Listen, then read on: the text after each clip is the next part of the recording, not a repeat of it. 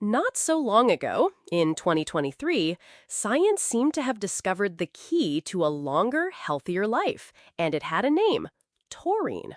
Headlines were everywhere.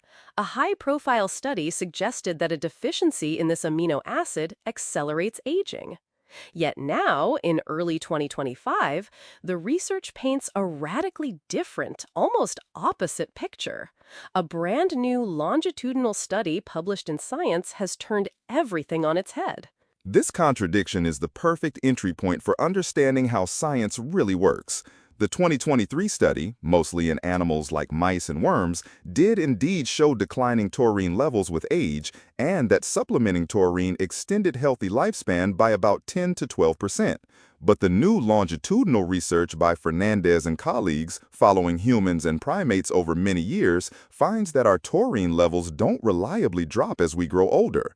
In fact, levels vary considerably from person to person, or even rise, possibly as a built-in defense against growing stress or declining kidney function. In other words, the simple equation less taurine equals older and more taurine equals younger is a dead end for us humans. It's far more complex.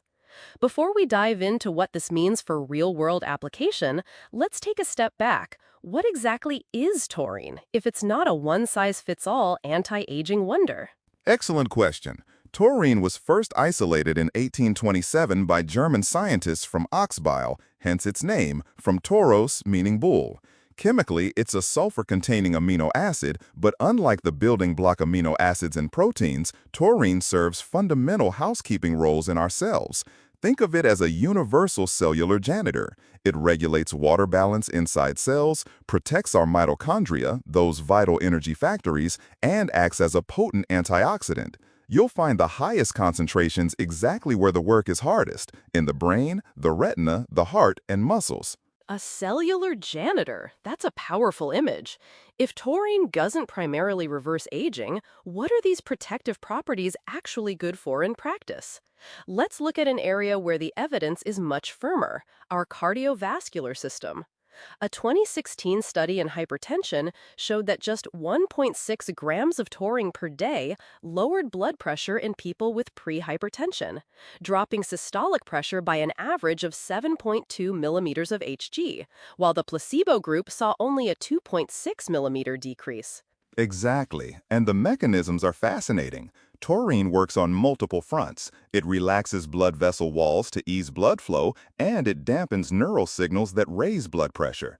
In Japan, taurine is even officially approved for heart failure treatment because it strengthens contraction and stabilizes heart rhythm. Here, science has already translated into clinical practice. Those are solid, measurable benefits. It's not vague hope, but real improvements in heart health. That brings me to a related issue affecting millions: metabolic syndrome, the dangerous combination of obesity, high blood sugar, and elevated blood lipids. If taurine works at such fundamental cellular levels, surely it affects metabolism too. Absolutely. A comprehensive 2024 meta-analysis by Tazong and Chi looked at multiple randomized controlled trials, and the results were clear. Taurine supplementation significantly reduces fasting blood glucose and triglycerides and improves insulin sensitivity.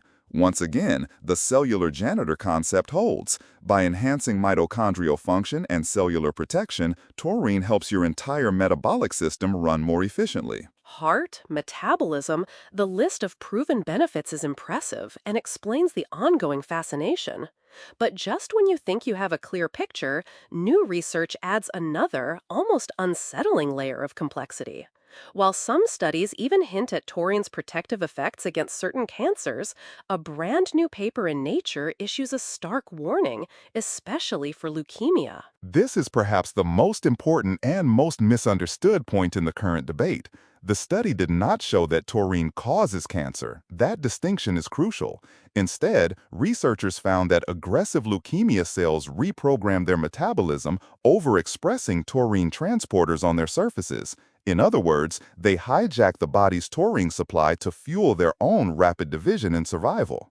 Plainly put, for a healthy person, taurine is a useful, protective compound. But for someone with leukemia, extra taurine could be like pouring gasoline on a fire, feeding the very cells you want to stop. It's a vital lesson in personalized medicine and a serious warning against indiscriminate supplementation. Exactly. And that brings us to the ultimate synthesis. Taurine is neither a simple fountain of youth nor a secret toxin. It's a fundamentally important but context-dependent molecule. Aging research teaches us that rising taurine in later life may be a protective response to accumulating stress. Cancer research warns that even a beneficial compound can be hijacked by disease. The true value of taurine lies not in sensational headlines, but in its well-documented benefits for heart and metabolic health, always with the caveat that your personal health context matters. Thank you for joining us in this episode. Your support and curiosity mean the world to us. We hope you've gained fresh insights and valuable takeaways. Stay curious, informed, and inspired. Together, we shape a healthier future.